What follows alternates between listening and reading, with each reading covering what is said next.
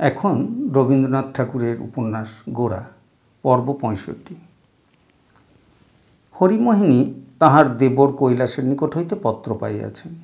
তিনি লিখিতেছেন, শ্রীচরণ আশীর্বাদে অত্রস্থ মঙ্গল, আপনকার কুশল সমাচারে আমাদের চিন্তা দূর করিবেন।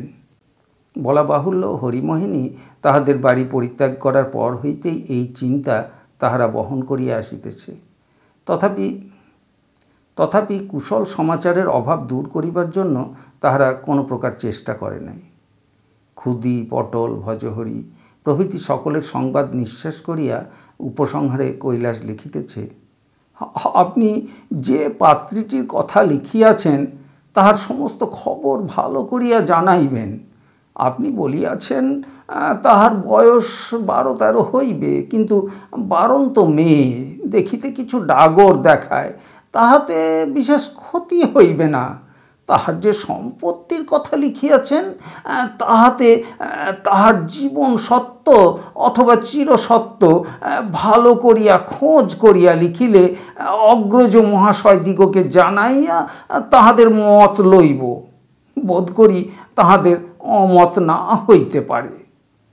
পাত্রীটির হিন্দু ধর্মে নিষ্ঠা আছে শুনিয়া নিশ্চিন্ত হইলাম, কিন্তু এতদিন সে ব্রাহ্মঘরে মানুষ হইয়াছে, এ কথা যাহাতে প্রকাশ না হইতে পারে সেজন্য চেষ্টা করিতে হইবে। অতএব এ কথা আর কাহাকেও জানাইবেন না। আগামী পূর্ণিমায় চন্দ্রগ্রহণে গঙ্গা স্নানের যোগ আছে, যদি সুবিধা পাই সেই সময় গিয়া কন্যা দেখিয়া আসিব। এতদিন কলিকাতায় কোনো প্রকারে কাটিয়াছিল, কিন্তু শ্বশুর ঘরে ফিরিবার আশা যেমনি একটু অঙ্কুরিত হইয়া উঠিল, অমনি হরিমোহিনীর মন আর ধৈর্য মানিতে চাহিল না। নির্বাসনের প্রত্যেক দিন তাহার পক্ষে অসহ্য বোধ হইতে লাগিল। তাহার ইচ্ছা করিতে লাগিল এখনই সুচরিতাকে বলিয়া দিন স্থির করিয়া কাজ সারিয়া ফেলি। তবু তাড়াতাড়ি করিতে তাহার সাহস হইল না। সুচরিতাকে যতই তিনি নিকটে করিয়া দেখিতেছেন ততই তিনি ইহা বুঝিতেছেন যে তাহাকে তিনি বুঝিতে পারেন নাই। হরিমোহিনী অবসর প্রতীক্ষা করিতে লাগিলেন এবং পূর্বের চেয়ে সুচরিতার প্রতি বেশি করিয়া সতর্কতা প্রয়োগ করিলেন। আগে পূজাহ্নিকে তাহার যত সময় লাগিত, এখন তাহা কমিয়া আসিবার উপক্রম হইল। এখন তিনি সুচরিতাকে আর চোখের আড়াল করিতে চান না। সুচরিতা দেখিল গোরার আশা হঠাৎ বন্ধ হইয়া গেল। সে বুঝিল হরিমোহিনী তাহাকে কিছু বলিয়াছেন। সে কহিল, আচ্ছা বেশ, তিনি নাই আসিলেন, কিন্তু তিনিই আমার গুরু। সম্মুখে যে গুরু থাকেন তাহার চেয়ে অপ্রত্যক্ষ গুরুর জোর অনেক বেশি। কেননা নিজের মন তখন গুরুর বিদ্যমানতার অভাব আপনার ভিতর হইতে পুরাইয়া লয়। গোরা সামনে থাকিলে সুচরিতা যেখানে তর্ক করিত, এখন সেখানে গোরার রচনা পড়িয়া তাহার বাক্যগুলিকে বিনা প্রতিবাদে গ্রহণ করে। না বুঝিতে পারিলে বলে, তিনি থাকিলে নিশ্চয়ই বুঝাইয়া দিতেন। কিন্তু গোরার সেই তেজস্বী মূর্তি দেখিবার এবং তাহার সেই বজ্রগর্ভ মেঘগর্জনের মতো বাক্য শুনিবার ক্ষুধা কিছুতেই কি মিটিতে চায়? এই তাহার নিবৃত্তিহীন আন্তরিক ঔৎসুক্য একেবারে নিরন্তর হইয়া তাহার শরীরকে যেন ক্ষয় করিতে লাগিল। থাকিয়া থাকিয়া সুচরিতা অত্যন্ত ব্যথার সহিত মনে করে, কত লোক অতি অনায়াসেই রাত্রিদিন গোরার দর্শন পাইতেছে, কিন্তু গোরার দর্শনের কোনো মূল্য তাহারা জানে না। ললিতা আসিয়া সুচরিতার গলা জড়াইয়া ধরিয়া একদিন অপরাহ্নে কহিল, ভাই সুচি দিদি। সুচরিতা কহিল, কি ভাই ললিতা? ললিতা কহিল, সব ঠিক হয়ে গেছে। সুচরিতা জিজ্ঞাসা করিল, কবে দিন ঠিক হলো? ললিতা কহিল, সোমবার। সুচরিতা প্রশ্ন করিল, কোথায়? ললিতা মাথা নাড়া দিয়া কহিল, সেসব আমি জানি নে, বাবা জানেন। সুচরিতা বাহুর দ্বারা ললিতার কোটি বেষ্টন করিয়া কহিল, খুশি হয়েছিস ভাই? ললিতা কহিল, খুশি কেন হব না? সুচরিতা কহিল, যা চেয়েছিলি সবই পেলি, এখন কারোর সঙ্গে কোনো ঝগড়া করবার কিছুই রইল না। সেই জন্যে মনে ভয় হয় পাছে তোর উৎসাহ কমে যায়। ললিতা হাসিয়া কহিল, কেন, ঝগড়া করবার লোকের অভাব হবে কেন? এখন আর বাইরে খুঁজতে হবে না। সুচরিতা ললিতার কপলে তর্জনীর আঘাত করিয়া কহিল, এই বুঝি, এখন থেকে বুঝি এই সমস্ত মতলব আঁটা হচ্ছে? আমি বিনয়কে বলে দেব, এখনও সময় আছে, বেচারা সাবধান হতে পারে। ললিতা কহিল, তোমার বেচারার আর সাবধান হবার সময় নেই গো, আর তার উদ্ধার নেই। কুষ্ঠিতে ফাঁড়া যা ছিল তা ফুলে গেছে, এখন কপালে করাঘাত আর ক্রন্দন। সুচরিতা গম্ভীর হইয়া কহিল, আমি যে কত খুশি হয়েছি সে আর কি বলবো ললিতা। বিনয়ের মতো স্বামীর যেন তুই যোগ্য হতে পারিস, এই আমি প্রার্থনা করি। ললিতা কহিল, ইস, তাই বই কি, আর আমার যোগ্য বুঝি কাউকে হতে হবে না? এ সম্বন্ধে একবার তাঁর সঙ্গে কথা কয়েই দেখো না, তার মতটা একবার শুনে রাখো, তাহলে তোমারও মনে অনুতাপ হবে যে এত বড় আশ্চর্য লোকটার আদর আমরা এতদিন কিছুই বুঝিনি, কি অন্ধ হয়েই ছিলুম। সুচরিতা কহিল, যা হোক, এতদিনে তো একটা জহুরি জুটেছে, দাম যা দিতে চাচ্ছে তাতে আর দুঃখ করবার কিছু নেই। এখন আর আমাদের মতো আনাড়ির কাছ থেকে আদর যাচবার দরকারই হবে না। ললিতা কহিল, হবে না বই কি, খুব হবে, বলিয়া খুব জোরে সুচরিতার গাল টিপিয়া দিল। সে উফ করিয়া উঠিল। তোমার আদর আমার বরাবর চাই, সেটা ফাঁকি দিয়ে আর কাউকে দিতে গেলে চলবে না। সুচরিতা ললিতার কপলের উপর কপল রাখিয়া কহিল, কাউকে দেব না, কাউকে দেব না। ললিতা কহিল, কাউকে না, একেবারে কাউকেই না? সুচরিতা শুধু মাথা নাড়িল। ললিতা তখন একটু সরিয়া বসিয়া কহিল, দেখো ভাই সুচিদিদি, তুমি তো ভাই জানো তুমি আর কাউকে আদর করলে আমি কোনো দিন সইতে পারতুম না। এতদিন আমি তোমাকে বলিনি, আজ বলছি। যখন গৌরমোহনবাবু আমাদের বাড়ি আসতেন, না দিদি, অমন করলে চলবে না, আমার যা বলবার আছে আমি তো আজ বলবই। তোমার কাছে আমি কোনো দিন কিছুই লুকোইনি, কিন্তু কেন জানি নে ওই একটা কথা আমি কিছুতেই বলতে পারিনি, বরাবর সেজন্য আমি কষ্ট পেয়েছি। সেই কথাটি না বলে আমি তোমার কাছ থেকে বিদায় হয়ে যেতে পারবো না। যখন গৌরমোহনবাবু আমাদের বাড়ি আসতেন আমার ভারী রাগ হতো। কেন রাগতুম? তুমি মনে করেছিলে কিছু বুঝতে পারিনি? আমি দেখেছিলাম তুমি আমার কাছে তার নামও করতে না, তাতে আমার আরও মনে রাগ হতো। তুমি যে আমার চেয়ে তাকে ভালোবাসবে এ আমার অসহ্য বোধ হতো। না ভাই দিদি, আমাকে বলতে দিতে হবে। সেজন্য যে আমি কত কষ্ট পেয়েছি সে আর তোমাকে কি বলবো। আজও তুমি আমার কাছে সে কথা কিছু বলবে না সে আমি জানি, তা নাই বললে আমার আর রাগ নেই। আমি যে কত খুশি হব ভাই যদি তোমার। সুচরিতা তাড়াতাড়ি ললিতার মুখে হাত চাপা দিয়া কহিল, ললিতা, তোর দুটি পায়ে পড়ি ভাই, ও কথা মুখে আনিস নে। ও কথা শুনলে আমার মাটিতে মিশিয়ে যেতে ইচ্ছে করে। ললিতা কহিল, কেন ভাই, তিনি কি? সুচরিতা ব্যাকুল হইয়া বলিয়া উঠিল, না না, পাগলের মতো কথা বলিস নে ললিতা, যে কথা মনে করা যায় না সে কথা মুখে আনতে নেই। ললিতা সুচরিতার এই সংকোচে বিরক্ত হইয়া কহিল, এ কিন্তু ভাই তোমার বাড়াবাড়ি। আমি খুব লক্ষ্য করে দেখেছি, আর আমি তোমাকে নিশ্চয়ই বলতে পারি। সুচরিতা ললিতার হাত ছাড়াইয়া লইয়া ঘর হইতে বাহির হইয়া গেল। ললিতা তাহার পশ্চাৎ পশ্চাৎ ছুটিয়া গিয়া তাহাকে ধরিয়া আনিয়া কহিল, আচ্ছা আচ্ছা, আর আমি বলবো না। সুচরিতা কহিল, কোনো দিন না। ললিতা কহিল, অত বড় প্রতিজ্ঞা করতে পারবো না, যদি আমার দিন আসে তো বলবো, নইলে নয়, এইটুকু কথা দিলুম। এ কয়দিন হরিমোহিনী ক্রমাগতই সুচরিতাকে চোখে চোখে রাখিতেছিলেন, তাহার কাছে কাছে ফিরিতেছিলেন। সুচরিতা তাহা বুঝিতে পারিয়াছিল এবং হরিমোহিনীর এই সন্দেহপূর্ণ সতর্কতা তাহার মনের উপর একটা বোঝার মতো চাপিয়াছিল। ইহাতে ভিতরে ভিতরে সে ছটফট করিতেছিল, অথচ কোনো কথা বলিতে পারিতেছিল না। আজ ললিতা চলিয়া গেলে অত্যন্ত ক্লান্ত মন লইয়া সুচরিতা টেবিলের উপরে দুই হাতের মধ্যে মাথা রাখিয়া কাঁদিতেছিল। বেহারা ঘরে আলো দিতে আসিয়াছিল, তাহাকে নিষেধ করিয়া দিয়াছে। তখন হরিমোহিনীর সায়ং সন্ধ্যার সময়। তিনি উপর হইতে ললিতাকে চলিয়া যাইতে দেখিয়া অসময়ে নামিয়া আসিলেন এবং সুচরিতার ঘরে প্রবেশ করিয়াই ডাকিলেন, রাধারানী। সুচরিতা গোপনে চোখ মুছিয়া তাড়াতাড়ি উঠিয়া দাঁড়াইল। হরিমোহিনী কহিলেন, কি হচ্ছে? সুচরিতা তাহার কোনো উত্তর করিল না। হরিমোহিনী কঠোর স্বরে কহিলেন, এ সমস্ত কি হচ্ছে? আমি তো কিছু বুঝতে পারছি নে। সুচরিতা কহিল, মাসি, কেন তুমি দিনরাত্রি আমার উপরে এমন করে দৃষ্টি রেখেছ? হরিমোহিনী কহিলেন, কেন রেখেছি তা কি বুঝতে পারো না? এই যে খাওয়া দাওয়া নেই, কান্নাকাটি চলছে, এসব কী লক্ষণ? আমি তো শিশু না, আমি কি এইটুকু বুঝতে পারি নে? সুচরিতা কহিল, মাসি, আমি তোমাকে বলছি, তুমি কিছুই বোঝোনি। তুমি এমন ভয়ানক অন্যায় ভুল বুঝছো যে সে প্রতি মুহূর্তে আমার পক্ষে অসহ্য হয়ে উঠছে। হরিমোহিনী কহিলেন, বেশ তো, ভুল যদি বুঝে থাকি তুমি ভালো করে বুঝিয়েই বলো না। সুচরিতা দৃঢ় বলে সমস্ত সংকোচ অধঃকৃত করিয়া কহিল, আচ্ছা, তবে বলি। আমি আমার গুরুর কাছ থেকে এমন একটি কথা পেয়েছি যা আমার কাছে নূতন।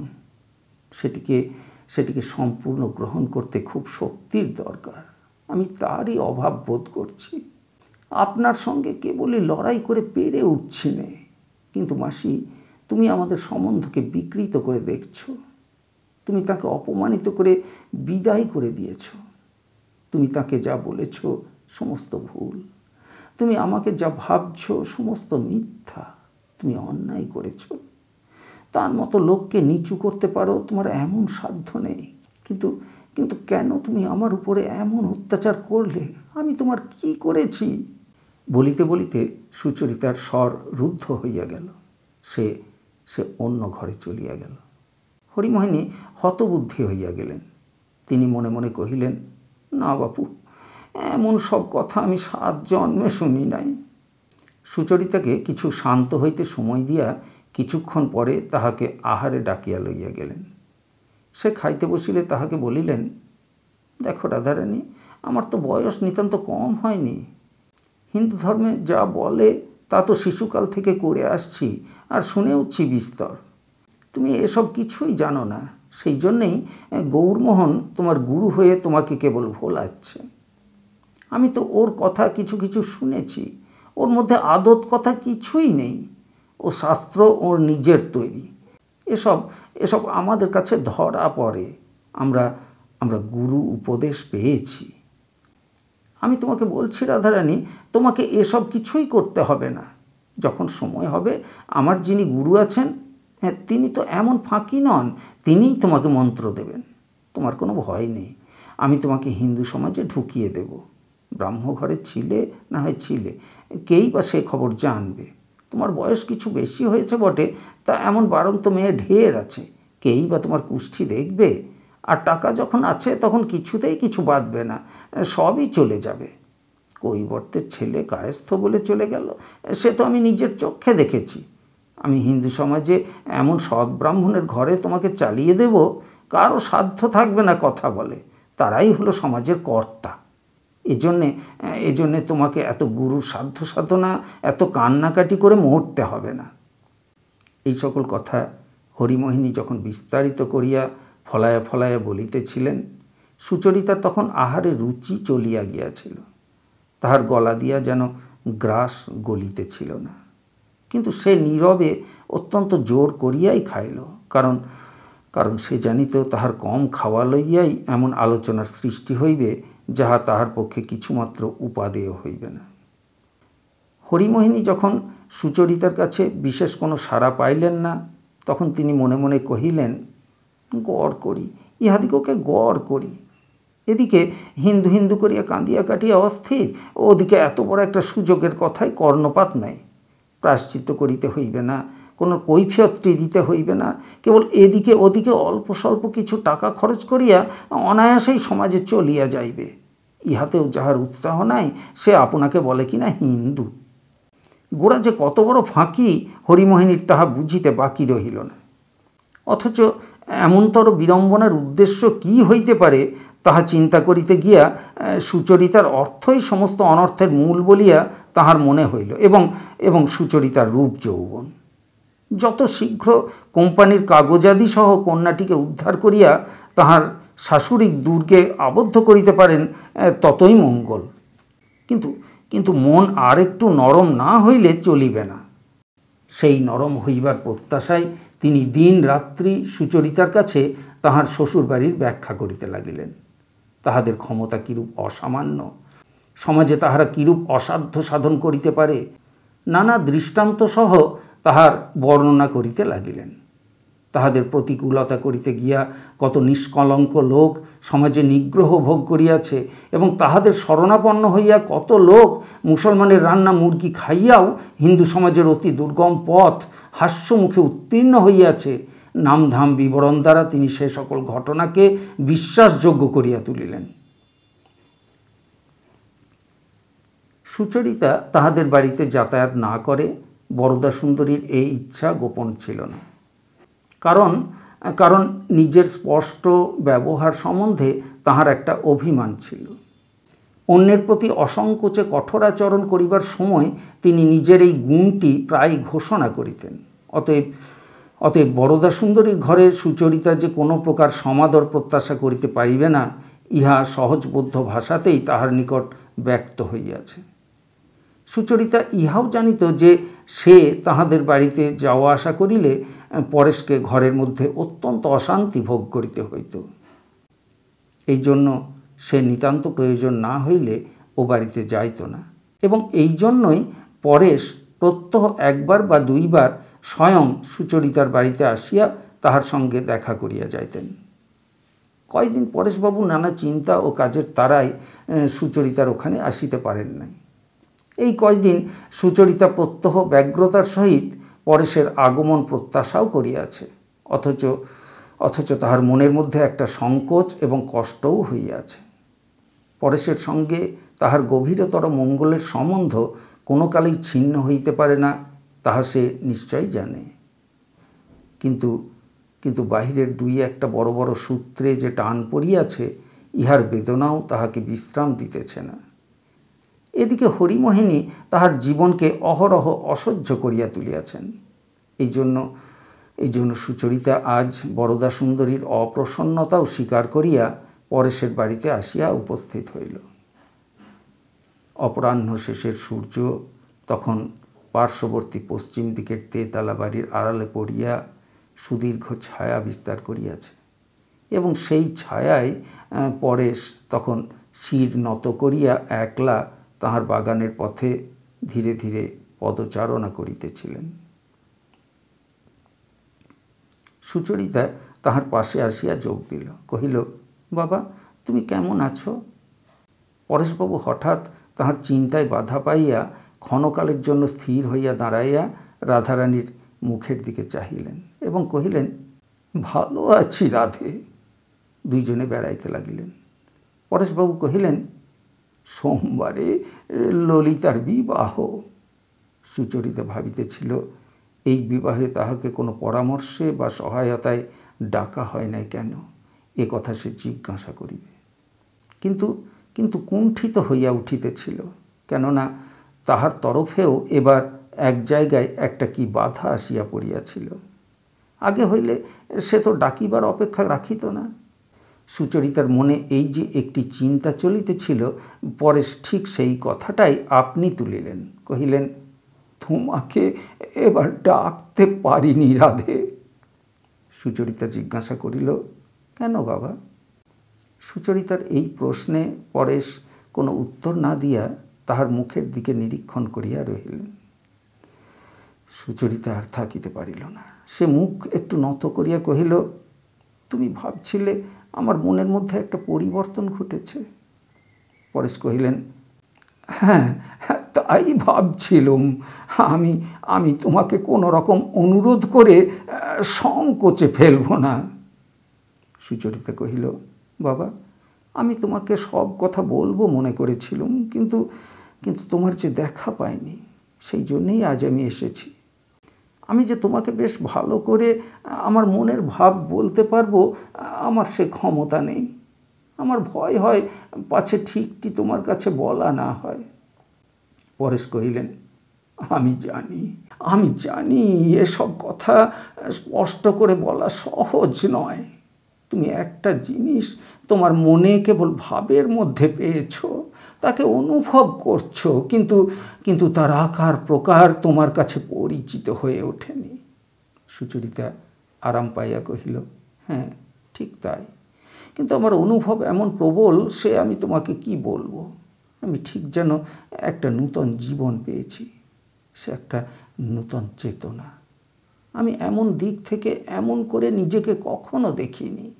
আমার সঙ্গে এতদিন আমার দেশের অতীত এবং ভবিষ্যৎকালের কোনো সম্বন্ধই ছিল না, কিন্তু সেই মস্ত বড় সম্বন্ধটা যে কত বড় সত্য জিনিস, আজ সেই উপলব্ধি আমার হৃদয়ের মধ্যে এমনি আশ্চর্য করে পেয়েছি যে সে আর কিছুতেই ভুলতে পারছি না। দেখো বাবা, আমি তোমাকে সত্য বলছি, আমি হিন্দু। এ কথা আগে কোনো মতে আমার মুখ দিয়ে বের হতে পারতো না, কিন্তু কিন্তু এখন আমার মন খুব জোরের সঙ্গে অসংকোচে বলছে আমি হিন্দু। এতে আমি খুব একটা আনন্দ বোধ করছি। পরেশবাবু কহিলেন, এ কথাটার অঙ্গ প্রত্যঙ্গ, অংশ প্রত্যংশ সমস্তই কি ভেবে দেখেছ? সুচরিতা কহিল, সমস্ত ভেবে দেখবার শক্তি কি আমার আছে?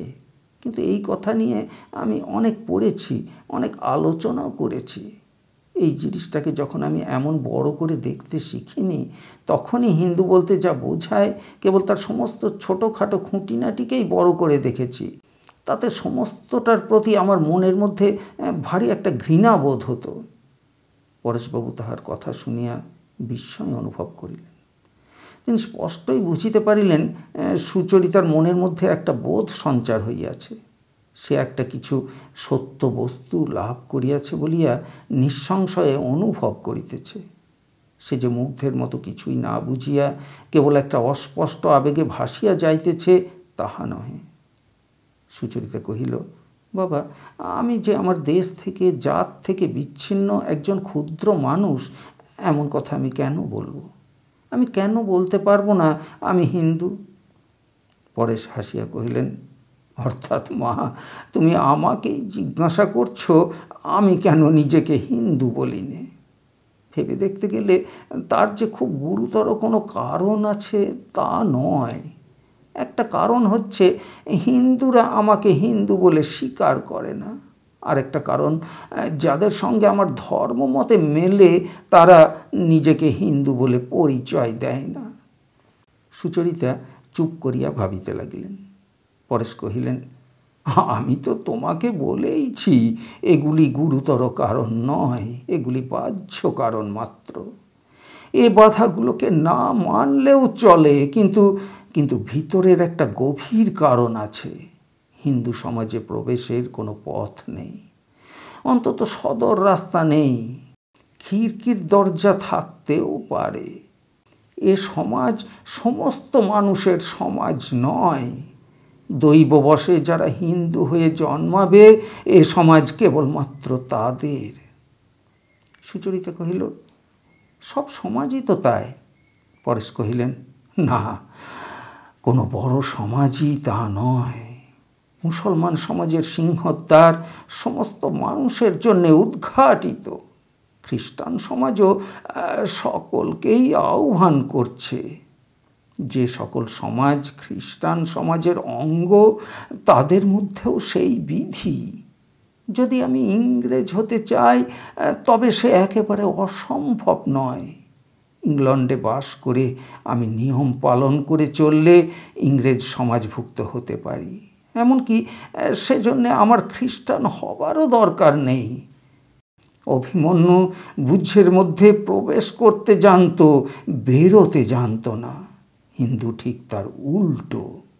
তার সমাজে প্রবেশ করবার পথ একেবারে বন্ধ, বেরোবার পথ শত সহস্র। সুচরিতা কহিল, তবু তো বাবা, এতদিনেও হিন্দুর ক্ষয় হয়নি, সে তো টিকে আছে। পরেশ কহিলেন, সমাজের ক্ষয় বুঝতে সময় লাগে। ইতিপূর্বে হিন্দু সমাজের খিড়কির দরজা খোলা ছিল। তখন এদেশের অনার্য জাতি হিন্দু সমাজের মধ্যে প্রবেশ করে একটা গৌরব বোধ করত। এদিকে মুসলমানের আমলে দেশের প্রায় সর্বত্রই হিন্দু রাজা ও জমিদারের প্রভাব যথেষ্ট ছিল। এই জন্যে সমাজ থেকে কারো সহজে বেরিয়ে যাবার বিরুদ্ধে শাসন ও বাধার সীমা ছিল না। এখন এখন ইংরেজ অধিকারে সকলকেই আইনের দ্বারা রক্ষা করছে। সেরকম কৃত্রিম উপায়ে সমাজের দ্বার আগলে থাকবার জো এখন আর তেমন নেই। সেই জন্য কিছুকাল থেকে কেবলই দেখা যাচ্ছে ভারতবর্ষে হিন্দু কমছে আর মুসলমান বাড়ছে। এরকমভাবে চললে ক্রমে এ দেশ মুসলমান প্রধান হয়ে উঠবে, তখন একে হিন্দুস্থান বলাই অন্যায় হবে। সুচরিতা ব্যথিত হইয়া উঠে কহিল, বাবা, এটা কি নিবারণ করাই আমাদের সকলের উচিত হবে না? আমরাও কি হিন্দুকে পরিত্যাগ করে তার ক্ষয়কে বাড়িয়ে তুলব? এখনই তো তাকে প্রাণপণ শক্তিতে আঁকড়ে থাকবার সময়। পরেশবাবু সস্নেহে সুচরিতার পিঠে হাত বুলাইয়া কহিলেন, আমরা ইচ্ছা করলেই কি কাউকে আঁকড়ে ধরে বাঁচিয়ে রাখতে পারি? রক্ষা পাবার জন্য একটা জাগতিক নিয়ম আছে। সেই স্বভাবের নিয়মকে যে পরিত্যাগ করে সকলেই তাকে স্বভাবতই পরিত্যাগ করে। হিন্দু সমাজ মানুষকে অপমান করে, বর্জন করে। এই জন্যে এখনকার দিনে আত্মরক্ষা করা তার পক্ষে প্রত্যহই কঠিন হয়ে উঠছে। কেননা এখন তো আর সে আড়ালে বসে থাকতে পারবে না। এখন পৃথিবীর চারদিকে রাস্তা খুলে গেছে, চারদিক থেকে মানুষ তার উপরে এসে পড়ছে।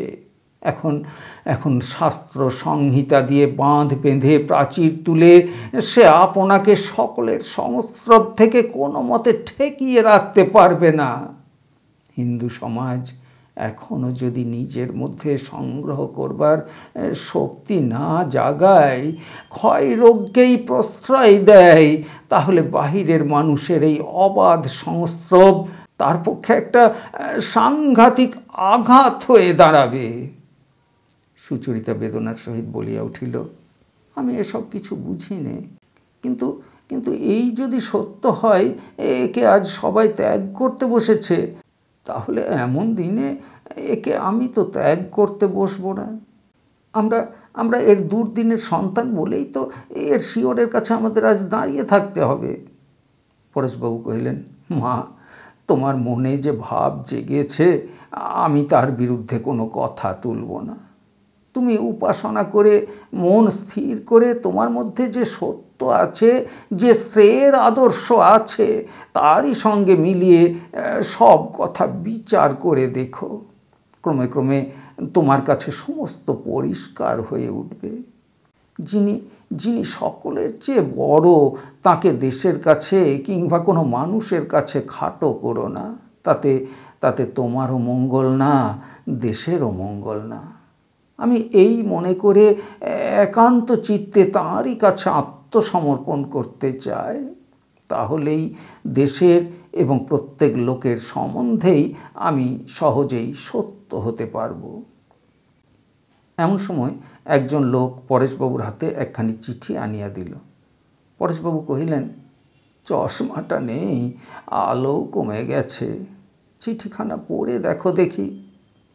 সুচরিতা চিঠি পড়িয়া তাহাকে শুনাইল। ব্রাহ্ম সমাজের এক কমিটি হইতে তাহার কাছে পত্রটি আসিয়াছে। নিচে অনেকগুলি ব্রাহ্মের নাম সহি করা আছে। পত্রের মর্ম এই যে পরেশ অব্রাহ্মমতে তাহার কন্যার বিবাহে সম্মতি দিয়াছেন এবং সেই বিবাহে নিজেও যোগ দিতে প্রস্তুত হইয়াছেন। এরূপ অবস্থায় ব্রাহ্ম সমাজ কোনো মতেই তাহাকে সভ্য শ্রেণীর মধ্যে গণ্য করিতে পারেন না। নিজের পক্ষে যদি তাহার কিছু বলিবার থাকে, তবে আগামী রবিবারের পূর্বে সে সম্বন্ধে কমিটির হস্তে তাহার পত্র আসা চাই। সেই দিন আলোচনা হইয়া অধিকাংশের মতে চূড়ান্ত নিষ্পত্তি হইবে। পরেশ চিঠিখানি লইয়া পকেটে রাখিলেন। সুচরিতা তাহার স্নিগ্ধ হস্তে তাহার ডান হাতখানি ধরিয়া নিঃশব্দে তাহার সঙ্গে সঙ্গে বেড়াইতে লাগিল। ক্রমে সন্ধ্যার অন্ধকার ঘনীভূত হইয়া আসিল। বাগানের দক্ষিণ পার্শ্বের গলিতে রাস্তার একটি আলো জ্বলিয়া উঠিল। সুচরিতা মৃদুকণ্ঠে কহিল, বাবা, তোমার উপাসনার সময় হয়েছে। আমি আজ তোমার সঙ্গে উপাসনা করব। এই বলিয়া সুচরিতা হাত ধরিয়া তাহাকে তাহার উপাসনার নিভৃত ঘরটির মধ্যে লইয়া গেল। সেখানে যথানিয়মে আসন পাতা ছিল এবং একটি মোমবাতি জ্বলিতেছিল। পরেশ আজ অনেকক্ষণ পর্যন্ত নীরবে উপাসনা করিলেন। অবশেষে একটি ছোট প্রার্থনা করিয়া তিনি উঠিয়া আসিলেন। বাহিরে আসিতেই দেখিলেন উপাসনা ঘরের দ্বারের কাছে বাহিরে ললিতা এবং বিনয় চুপ করিয়া বসিয়া আছে। তাহাকে দেখিয়াই তাহারা দুইজনে প্রণাম করিয়া তাহার পায়ের ধুলা লইল। তিনি তাহাদের মাথায় হাত রাখিয়া মনে মনে আশীর্বাদ করিলেন। সুচরিতাকে কহিলেন, মা, আমি কাল তোমাদের বাড়িতে যাব। আজ আজ আমার কাজটা সেরে আসি বলিয়া তাহার ঘরে চলিয়া গেলেন। তখন সুচরিতার চোখ দিয়া জল পড়িতেছিল। সে নিস্তব্ধ প্রতিমার মতো নীরবে বারান্দায় অন্ধকারে দাঁড়াইয়া রহিল। ললিতা এবং বিনয়ও অনেকক্ষণ কিছু কথা কহিল না। সুচরিতা যখন চলিয়া যাইবার উপক্রম করিল, বিনয় তখন তাহার সম্মুখে আসিয়া মৃদুস্বরে কহিল, দিদি, তুমি আমাদের আশীর্বাদ করবে না? এই বলিয়া ললিতাকে লইয়া সুচরিতাকে প্রণাম করিল। সুচরিতা অশ্রুরুদ্ধ কণ্ঠে যাহা বলিল তাহা তাহার অন্তর্যামী শুনিতে পাইলেন। পরেশবাবু তাহার ঘরে আসিয়া ব্রাহ্ম সমাজ কমিটির নিকট পত্র লিখিলেন। তাহাতে লিখিলেন, ললিতার বিবাহ আমাকেই সম্পাদন করিতে হইবে। ইহাতে আমাকে যদি ত্যাগ করেন তাহাতে আপনাদের অন্যায় বিচার হইবে না। এক্ষণে ঈশ্বরের কাছে আমার এই একটি মাত্র প্রার্থনা রহিল, তিনি আমাকে সমস্ত সমাজের আশ্রয় হইতে বাহির করিয়া লইয়া তাহারই পদপ্রান্তে স্থান দান করুন।